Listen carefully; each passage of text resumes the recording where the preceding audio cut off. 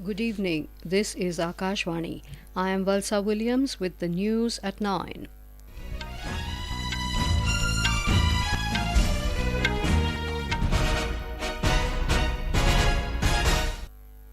The headlines: leaders of various political parties hold back-to-back rallies with one day left for campaigning for the fourth phase of Lok Sabha polls.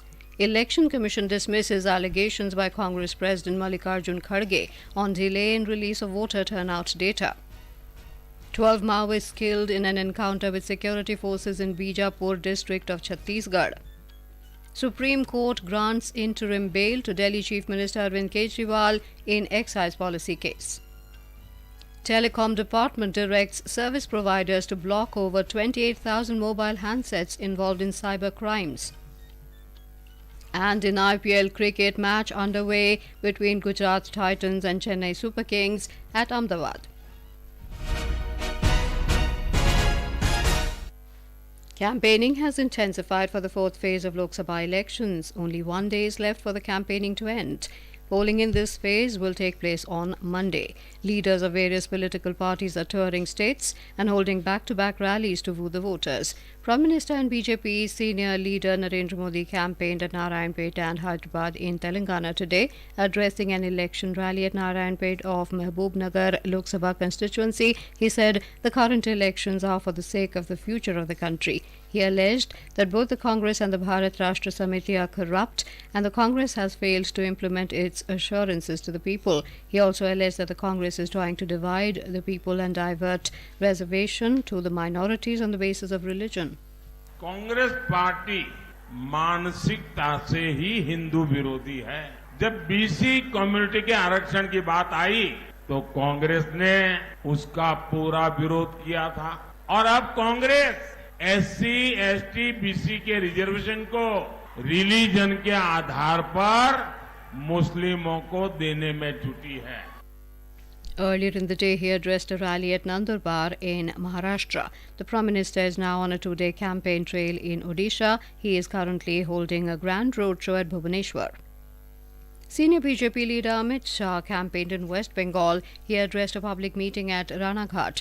Senior party leader also campaigned in Jharkhand. He addressed an election meeting in favor of the party candidate at Kachari ground in Khuti.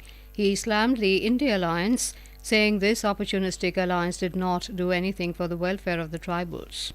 सत्ता प्राप्त करने के लिए आप जिस Congress party के साथ बैठे हो वो कांग्रेस पार्टी सालों तक झारखंड की रत्ना को रोक कर रखी।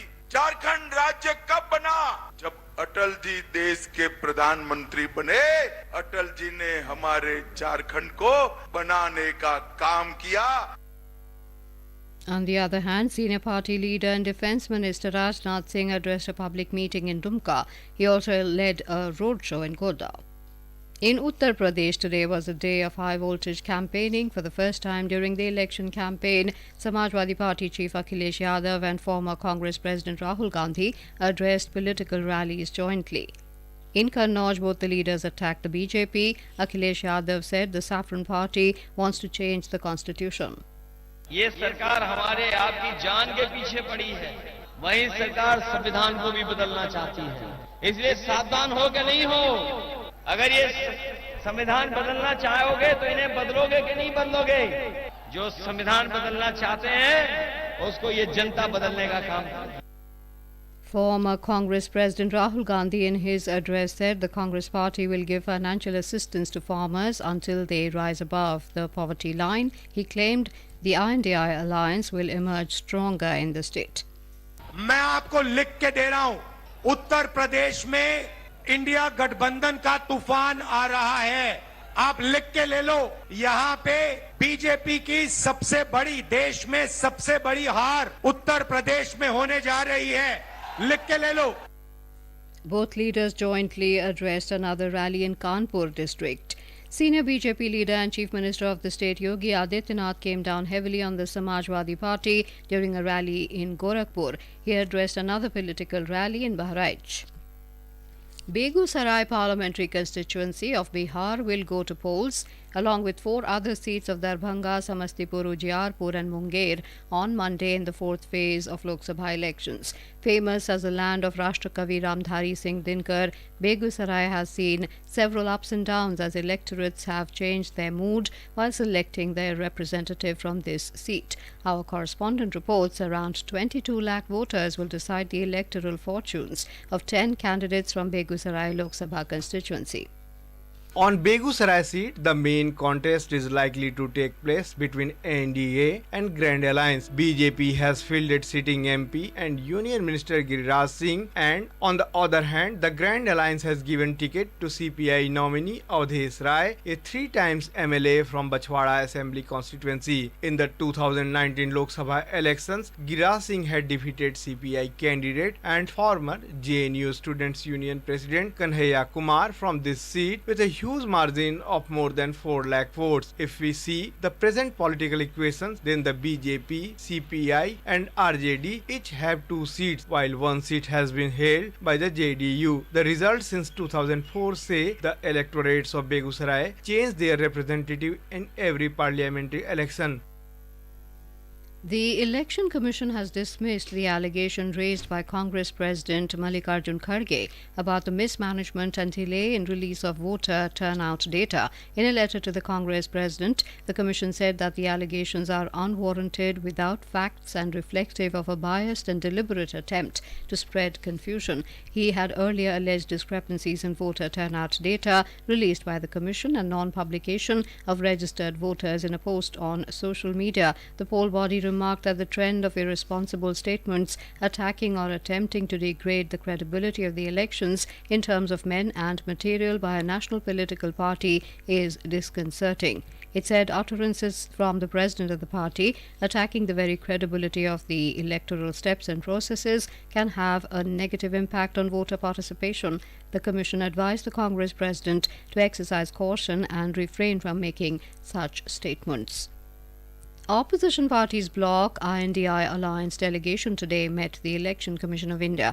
After the meeting, Congress leader Abhishek Manu Singhvi said more than 1,500 complaints have been raised against the Prime Minister and senior BJP leader Narendra Modi and senior party leader Amit Shah, but no action has been taken. He also raised objection to the delay in releasing the voter percentage data. A number of candidates filed their nomination papers today. Our correspondent brings you the details. BJP candidate from Gorakhpur Lok Sabha constituency in Uttar Pradesh, Ravi Kishan, today filed his nomination. He will face Kajal Nishad of Samajwadi Party. Uttar Pradesh Congress President Ajay Rai filed his nomination in Varanasi today. Prime Minister Narendra Modi is the BJP candidate from Varanasi. BJP candidate from North Kolkata seat Tapas Roy filed his nomination papers, while TMC candidate from Diamond Harbour seat Abhishek Banerjee also filed his papers today. BJP National Vice President Baijant Jayapanda today filed his nomination in Kendrapada, Odisha. Former MLA Anshuman Mohanty is the BJD candidate from the seat. BJP candidate from Dumka Lok Sabha seat Sita Soren also filed her nomination today. JMM has fielded MLA Nalin Soren from the seat. In Punjab, BJP candidate from Amritsar Taranjit Singh Sandhu, Congress candidate from Jalandhar Charanjit Singh Channi, Shiromani Akali Dal candidate from Patiala Narinder Kumar Sharma today filed their nomination papers. Anupam Mishra, Akashvani News, Delhi. This is Akashvani giving you the news. For quick news updates round the clock, follow us on our Twitter handle at AIR News Alerts. Lok Nirnay 2024, a special program on the general elections, every evening at 7 and repeat broadcast at 9:30 p.m. on Akashvani Gold. Updates of election activities, insights from regions and constituencies, expert opinion and analysis. In the world's largest festival of democracy. Stay tuned to Lok Prasarak ke saath, Lok Nirnay 2024. Welcome back. You're listening to the news at 9. Delhi Chief Minister Arvind Kejriwal was released from Tihar jail this evening after being granted interim bail by the Supreme Court till the 1st of June in the excise policy case. The Apex Court asked the AAP chief to surrender on the 2nd of June, a day after the polling for the 7th-phase Lok Sabha elections is scheduled to end. The Delhi Chief Minister had sought a release from jail to campaign for the ongoing Lok Sabha polls.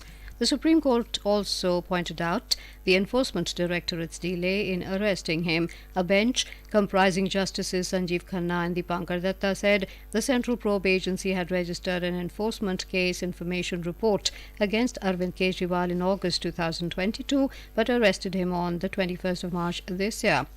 Aam Aadmi Party has hailed the Supreme Court's decision of granting interim bail to Delhi Chief Minister Arvind Kejriwal as a victory of democracy and the Constitution. Congress leader Pawan Khera also welcomed the judgment of the Supreme Court and expressed hope that the former Chief Minister of Jharkhand, Hemant Soren, will also get justice. BJP leader Manjinder Singh Sirsa said the Apex Court's judgment clearly says that Kejriwal has been granted bail only for elections and he will have to go back to jail after the 1st of next month. In Chhattisgarh, 12 Maoists were killed in an encounter with security forces in Bijapur district today. The bodies of the killed Maoists have been recovered from the spot.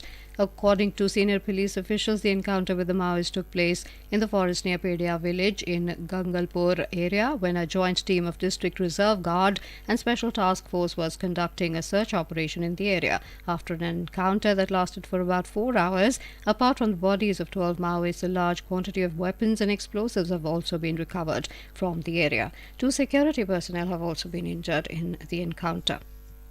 The Department of Telecommunications (DOT) has issued directions to telecom service providers for pan-India blocking of 28,200 mobile handsets which were misused in cybercrimes. It has also directed to carry out immediate re-verification of 20 lakh mobile connections linked to mobile handsets and disconnect them failing re-verification. The Ministry of Home Affairs and State Police in an analysis found that these mobile handsets were misused in cyber crimes. The DOT further analysed and found that a staggering 20 lakh numbers were used with these mobile handsets. India will participate at the 77th Cannes Film Festival in France, which will be held from the 14th to the 25th of this month. The corporate Indian delegation consists of representatives from the Government of India, state governments and members of the industry who will showcase India's creative economy in the leading film market of the world. India and Moldova today signed an agreement in New Delhi on visa waiver for diplomatic and official passports. This agreement will allow holders of diplomatic and official passports of either country to travel to the other without a visa. External Affairs Ministry Secretary West Pawan Kapoor and Moldova's ambassador Anna Taban signed the agreement. The United Nations today warned that aid for the Gaza Strip could grind to a halt as Israeli troops took their ground war with Palestinian fighters into Rafah. Israeli tanks captured the main road dividing the eastern and western sections of Rafah, which is a key aid corridor for Gaza Strip. Israel has ordered civilians out of the eastern part of Rafah, forcing tens of thousands of people to seek shelter outside the city. United Nations aid agencies said supplies were already running short and aid operations could halt within days. In IPL cricket, Gujarat Titans were 219 for 2 wickets in 19 overs against defending champions Chennai Super Kings CSK in Ahmedabad. When reports last came in, CSK won the toss and elected to field. For Gujarat, Shubman Gill scored 104 off 55 balls, while Sai Sudarshan 103 off 51 balls. For CSK, a win today will solidify their playoff hopes. However, for Gujarat Titans, nothing but a victory can keep their hopes alive. Royal Challengers Bengaluru defeated Punjab Kings by 60 runs in Dharamshala last night. And now, before we end the bulletin, the headlines once again. Leaders of various political parties hold back-to-back rallies with 1 day left for campaigning for the 4th phase of Lok Sabha polls. Election Commission dismisses allegations by Congress President Mallikarjun Kharge on delay in release of voter turnout data. 12 Maoists killed in an encounter with security forces in Bijapur district of Chhattisgarh.